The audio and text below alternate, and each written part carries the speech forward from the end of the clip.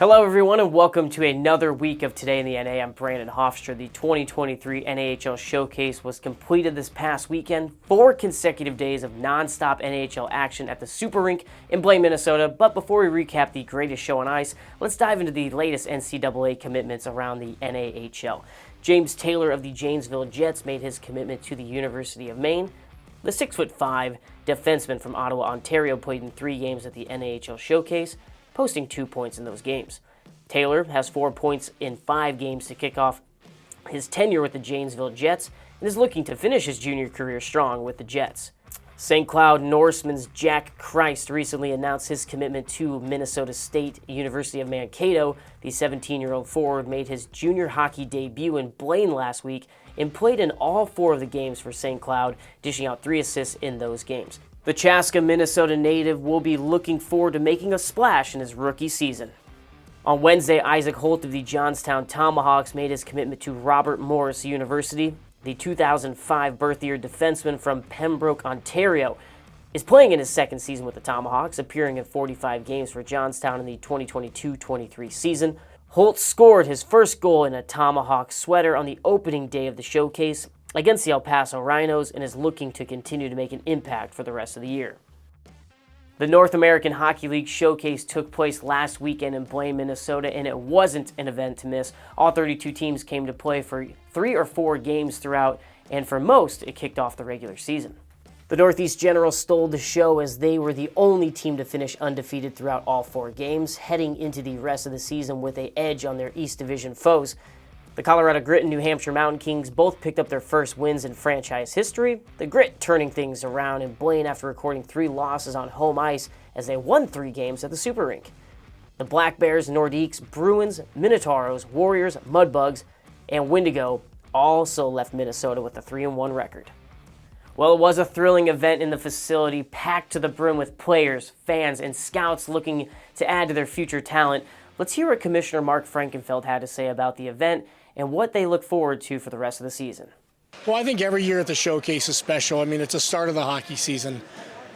When scouts come walking in, they start up those stairs, they know the season's starting. And so it's just it just gets everybody in that mode. And, right now this Showcase just has not been disappointing at all. We have more teams here. We have 32 teams here. We've got another 90 youth Tier 1 hockey teams playing. We got the National Team Development Program here, the 17s. And right now our scout numbers are higher than they were last year and back to the old pre-COVID numbers. And so right now we got a lot of great hockey players here, playing a lot of great hockey to get the season started in front of a bunch of scouts. So it's serving its purpose. It's here to let these scouts come out, get some early identify players early, and then create a list and then track them throughout the course of the year. And it seems that the work the league does, being the ladder of development, being the mission, it's showing here with the numbers. And even when you look at last year, the league continues to grow in the commitments, draft prospects that we've had, and 2 new teams joining as well. Speak a little bit on what you guys have been able to do to accomplish all that. Yeah, I mean, the primary goal is for players to play in the league and then advance to college hockey. And so right now we're really consistent with north of 350 NCAA commitments in the league every year. This last year was 380. About 70% of those players are Division I. And so the league is performing well. As we've added some new teams, we've added great owners, very beneficial to the players, very beneficial to the geography of the divisions. And we get those guys to work and get more players in and allow them to go be part of that advancement track. So the league's primary goal is to develop players. The owner's primary goal is to give back to the players through the sport of ice hockey and the community. And right now the league's doing a really great job and really happy with how well everybody's doing in the advancement numbers. And while the Showcase is one of the premier events the league puts on, it's not the only one. What's coming up next after this? Yeah, so again, this is a great place for the scouts to see guys early, identify them, track them throughout the year. We've got the Top Prospect Tournament coming up in February at the Lemieux Center in Pittsburgh again. Looking forward to that. We're adding a couple more NA teams there. We'll have the PHL Tier League there, and then we culminate in the Robertson Cup at the end of the year. But the journey's begun. I don't know where the off-season went, but just excited to be back and see all these young guys come here, playing their hearts out, try to earn an opportunity to advance to college. As Mark just said, the journey has just begun, and with that, we look forward to the upcoming weekend of games.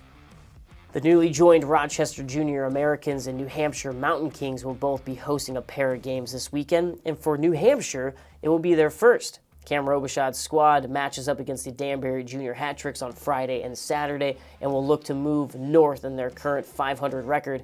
The Junior Americans will face the defending East Division champion Maryland Black Bears and will want to utilize their already developed home ice advantage to catch the division-leading Northeast Generals. Moving south, the Brahmas will be heading east to play their division rivals, the Shreveport Mudbugs, for a back-to-back series at the Georges Ponds Coliseum. This Robertson Cup South Division final rematch should be an exhilarating weekend series to tune into. To tune into any North American Hockey League game, look no further than NAHL TV, or you can follow along as well on all of our social media accounts. Make sure to also tune into Short Shifts podcast with myself and Vinny Paracelli, where we talk about the latest news across the NAHL, interview players and alumni, and we'll see you back here next week. Thanks again for tuning in.